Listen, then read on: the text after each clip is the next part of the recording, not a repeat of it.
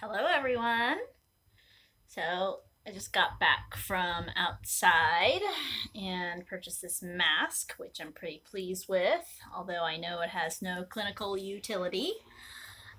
Today, I wanted to kind of reminisce about the first time I put my foot in my mouth when dealing with a patient.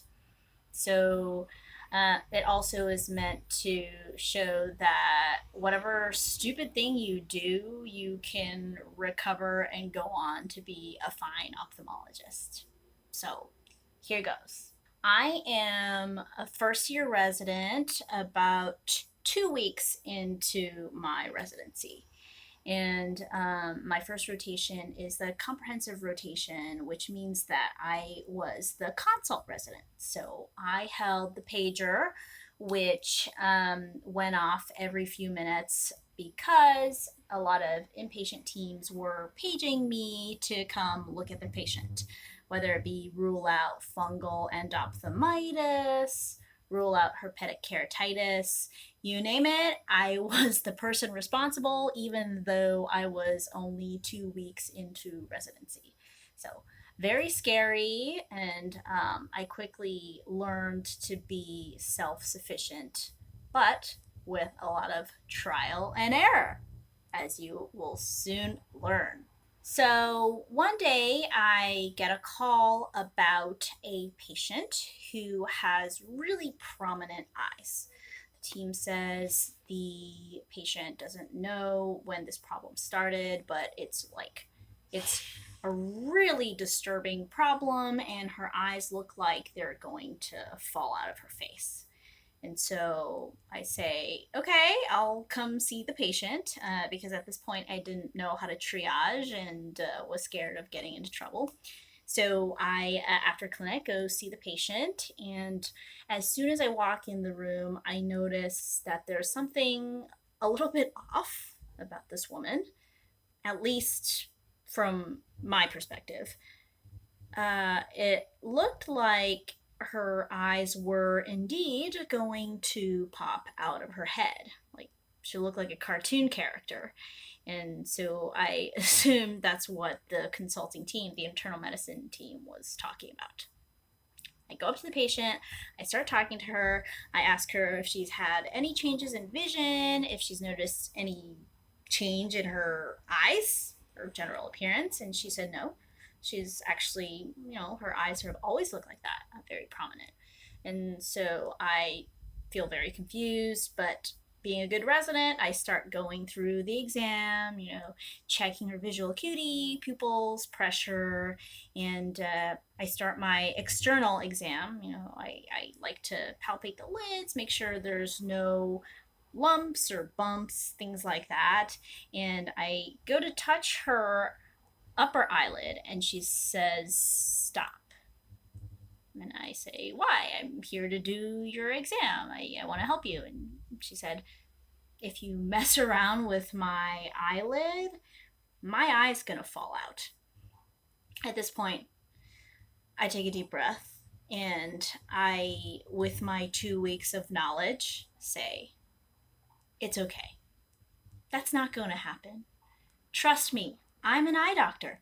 Eyes don't just fall out of your face." And she said, "Okay, well, just be careful." And so I proceed to touch her lid to lift it up, and her eyeball does shoot out of her head, like out of a horror movie. And I want to throw up.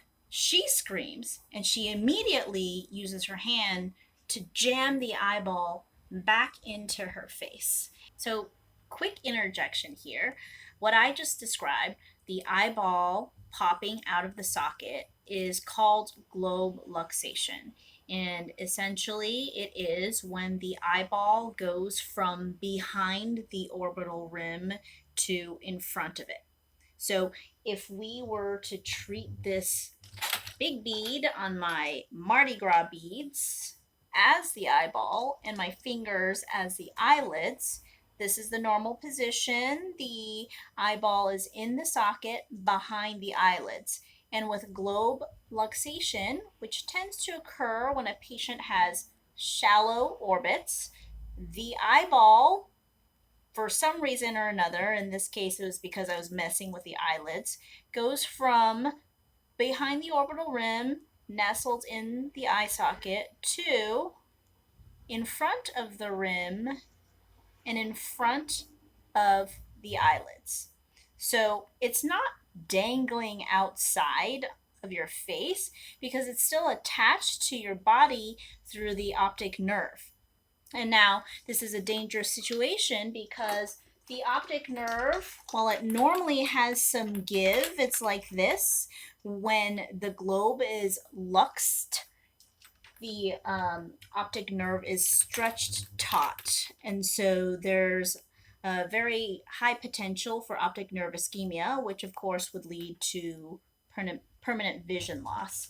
And when you encounter this situation of globe luxation, usually the patient is aware that it's a thing that can happen and can deal with it, usually by just putting the eyeball back in with a bit of force. But if it's like a situation where it's never happened before and the patient is otherwise stable, there's not a trauma situation, um, the best thing to do is to take this part of your hand, your palm, the base over here, and just apply some pressure to the globe as quickly as possible to get it back into the socket, so you relieve the pressure on the optic nerve. So that's how you deal with globe luxation, which is, like I said, not as uncommon as you would think. So just be prepared for this possibility. So her mom is like screaming and saying, "What are you doing? The eye doctor's here. She can put it in for you." And in my head, I was thinking, "No, I can't. I don't want to. I want to get out of here." It was like the most I can do to not throw up. Anyway, I got through the encounter, and takeaways are number one, globe luxation is a thing, especially when a patient has shallow orbits and thyroid eye disease, both of which this patient had.